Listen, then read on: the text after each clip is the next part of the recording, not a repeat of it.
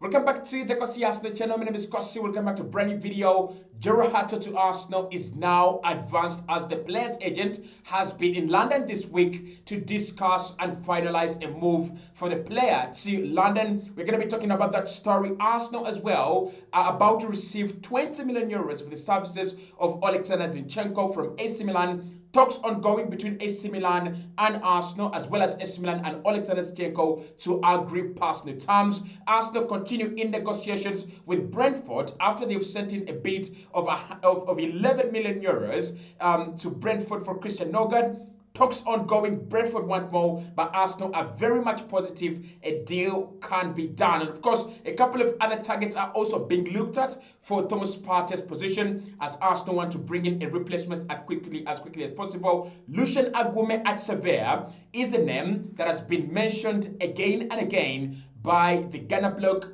James McNicholas. Hit the like button, subscribe to the channel as well. One thing is for sure, Arsenal have woken up and deals are happening. Some of the deals that are happening, maybe we don't want them. Maybe you don't want Partey leaving. Maybe you don't want Christian Nogard. Maybe you want Partey to stay. But our transfer window is shaping into life and things are happening right at the moment, and that deserves a like and turn on your notifications, because at some point in time today we are having a here we go on this channel. So make sure you turn on the notifications and subscribe to the channel as well. But let's start off with the Jorell Hato deal as confirmed by Coach of Sign and Charles Watts. The agent of Jorell Hato has been in London to talk to Arsenal about a move for Jorell Hato. However, last week, as reported, Arsenal had already offered a 6-year contract with the player, and the agent of the player was in London to try and iron out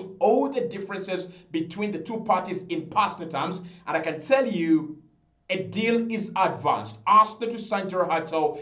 This could be a here we go in the next 7 days. It is progressing smoothly, quickly, and very easy. At least we can confirm from all the major outlets out there that Arsenal genuinely like Jorell Hato. Arsenal have made a lot of progress on this deal, especially on the player side. We're now waiting for Arsenal to bid to Ajax, which is in the region about 35 to 40 million euros. If Arsenal can do that, then maybe Jorell Hato could be Arsenal's third signing or fourth signing of the summer. But this deal, guys, is happening. It is real. Now, this is a deal that follows Alexander Zinchenko as well. So these two deals are moving together. Alexander Zinchenko is a player that will be leaving Arsenal this summer, and AC Milan are the club that are saying we want to take him. They're offering Arsenal 20 million euros.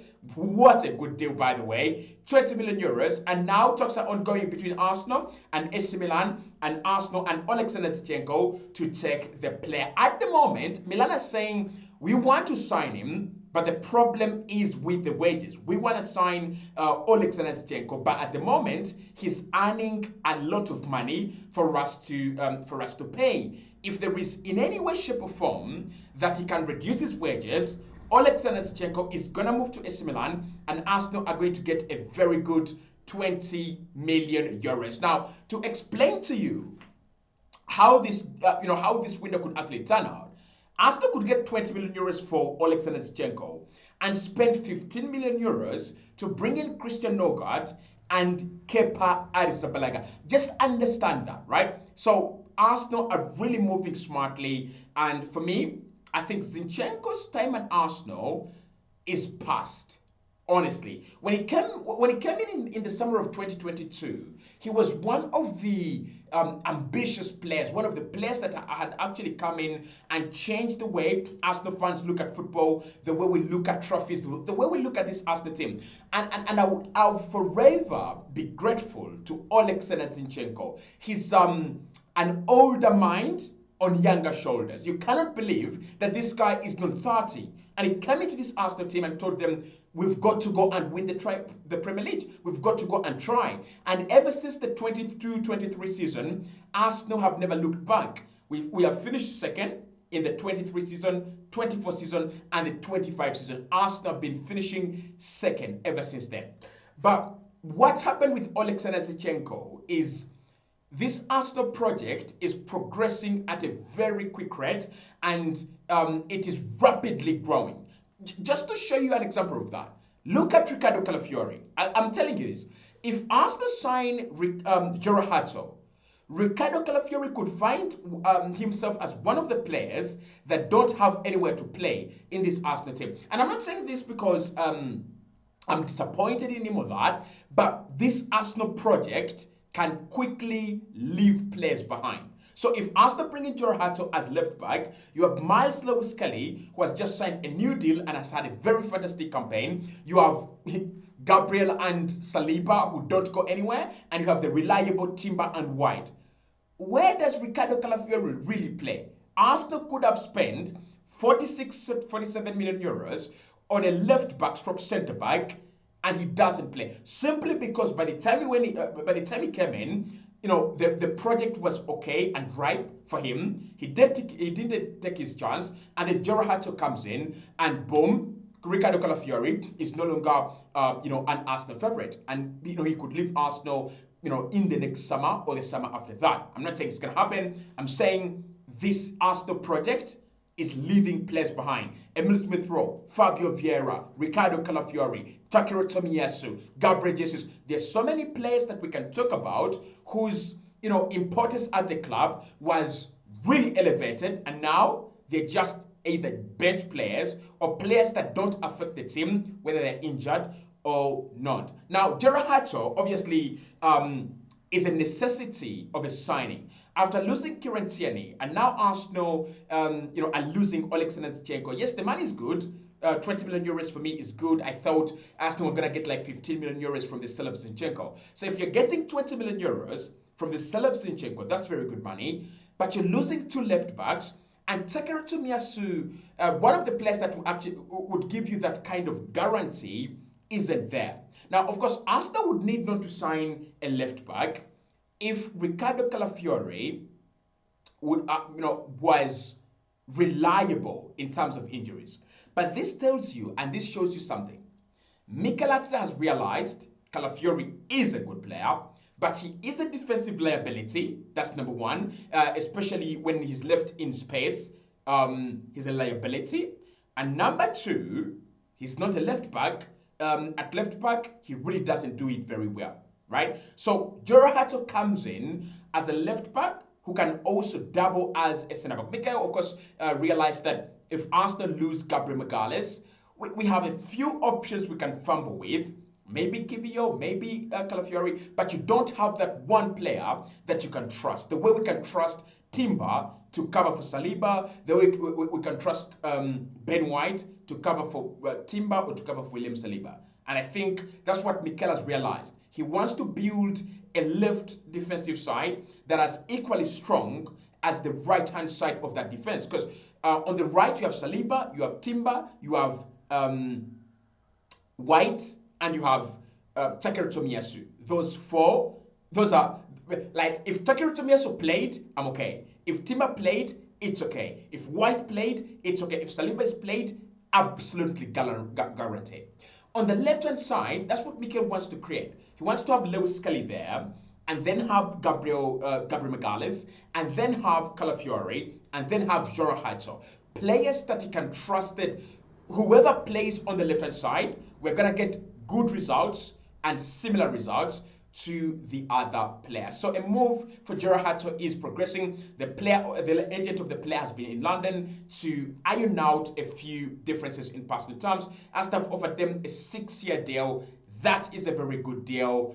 In my opinion, it will happen. It's one that's going to progress slowly but surely. Arsenal will bid. Maybe Ajax discuss a little bit more about the bid. Maybe they would ask for 5 million more or 6 million more.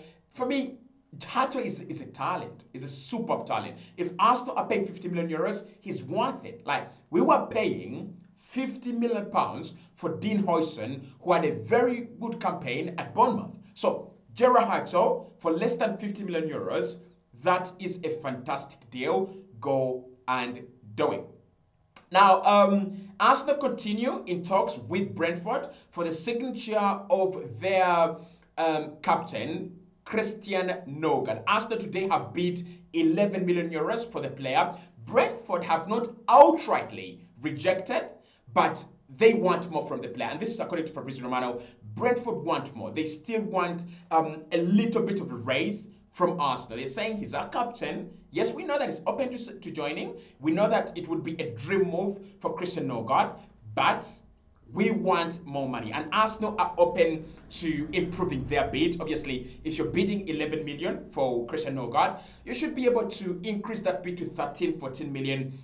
And it's a fantastic deal. So Arsenal continue in negotiations with Brentford for the signing of Christian Norgard. And I'm going to tell you right here on this channel, this deal, I'm sorry for people who don't like him, this deal is going to happen. This deal is going to happen. Christian Norgard is going to happen. One, it came out of nowhere. Two, we started at the bidding stage, right? It's not these Gyökeres Shesko stories where you have this story and the other story and the other story. We started at the bidding stage, and Brentford is saying, okay, this is a bit of a surprise. Actually, it's been Sami Makbo who said that Brentford did expect this, and Christian Norgard has not been a long-term target. I've seen Tom Canton say that he's a player that Arsenal have liked for the last 2 years. And then I'm like, we've liked him for the last 2 years? Really? And nothing really ever came out? Okay. But Sam Makpo has said he's not been a long-term target for Arsenal. But Arsenal have had to shift their position because in 5 days, Partey's contract ends. In 5 days, Partey might not be an Arsenal player. In 5 days, Arsenal will need a good replacement for Thomas Partey. Talks continuing, progressing for Christian Norgard. This one again, guys, just like the Jorell Hato deal, this one we could get a here we go very soon. Because listen, I don't think Brentford are asking for 20 million. I think Brentford are going to ask for something like 17 million or 18 million euros. Arsenal raised their bid to 15 million euros. That is a done deal. Personal terms not an issue. Player interest not an issue. He could be Arsenal's fourth signing of the summer. If not, Arsenal's third signing of the summer, depending at the speed at which Brentford really want to get this deal out of the way. Now, the Athletic are saying that yes, Arsenal really like Christian Norgard. A bid has been set in, and a few sources are saying that talks are ongoing, but there are other targets. Lucien Agome, according to James McNicholas, is one of the other players that Arsenal are looking at. Lucien Agome is a young defensive midfielder. If it helps, he's kind of African, right? So a young African defensive midfielder brings physicality, and Arsenal are looking at him. But one thing that the Athletic have said and put it very clearly is that Arsenal don't have that big, bombazo of a budget. Is that a word? Like 30, 40 million to replace Thomas Partey. And I think Lucien Agome would cost in excess of 20 million euros. So I think Arsenal are going to first try all these other cheaper options out there, and maybe, just maybe, if Arsenal cannot sign like a Lucien Agome, right?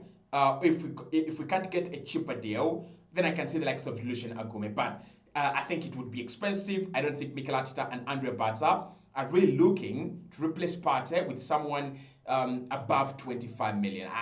Above 20 million euros, Arsenal spending that on that position, I don't see that happen. But for me, I even don't see why Arsenal are going for a third defensive midfielder in pecking order. Now, I understand there is trauma and PTSD from last season. Injuries were ripping us apart. Like, that is one campaign where I have seen a team being ripped apart by injuries, like it's like a bear ripping somebody apart. Oh my God. Saka, Kai Havertz, Gabriel Jesus, Martin Odegaard, almost each and every player at this Arsenal team, Saliba, Gabriel, picked up an injury. So, and I was saying, why don't we go and use this opportunity to sign an attacking midfielder? Like, we have Rice and Zubimendi. Of course, Rice and Zubimendi don't match, honestly. And you'll see a very big difference when Rice plays at 6 and Zubimendi plays at 6. But we could do an El Hanous deal Bilal Elkanous from Leicester. Number 10, attacking midfielder, brings a bit of flair, different player, kind of like Ryan Shaki. We could do that deal. Morgan Gibbs White. Maybe might be too expensive, you know. But I thought an attacking midfielder would be good. But maybe Arsenal think otherwise. Maybe Arsenal think they don't need a Martin Odegaard replacement. Or they think Fabio Vieira is going to stay. So if Vieira is going to stay, then maybe we don't need a number 10. But I'll keep you posted.